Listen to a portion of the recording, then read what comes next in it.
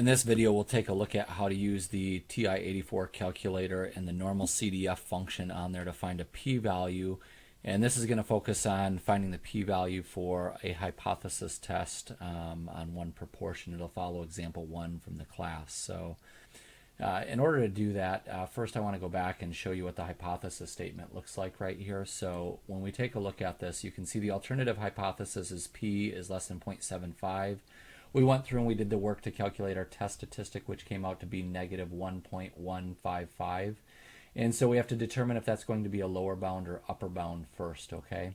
So that ends up on the left of 0, and our p-value, or our alternative hypothesis, the inequality sign points to the left. We have a less than sign, so we want to go from that test statistic to the left in order to find out the p-value. So that's going to make that an upper bound for our normal CDF function.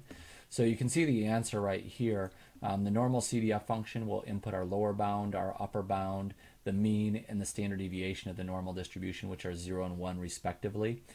And the p-value, we'll use negative 1 million for the lower bound. Technically it's negative infinity, but we're going to use a really small negative number, and that's pretty small. And then the negative 1.155 for the upper bound, 0 and 1 for the mean and standard deviation. All right, so on the calculator, what we do is we're going to go to second and then the VARS button. If you see above it, it says DISTR for distribution. So when we pull up the VARS button right here, it gives us all the distributions that are available. The second one in the list is the normal CDF, so I'm going to select that. This shows the information for a newer calculator. So for some of us, it might look a little bit different than this. We might not have the same kind of menu entry type of thing, which I'll explain that when we get to the next step. So the first value that I'm going to put in is negative 1 million. In here, I must have done something previously as negative 1 e to the 99th. It means negative 1 times 10 to the 99th power, so it's a really, really small negative number.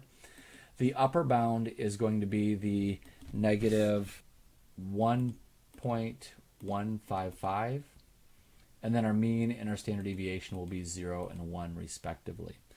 So once I have that in there, I'm going to hit enter. For those of us with an older calculator, when you choose the normal CDF function, it may say normal CDF left parenthesis, and you would have to type in these values manually right here, separated by the comma. And once you have those values typed in, you just go ahead and hit enter, and this will give you the p-value. So our p-value is 0.1240.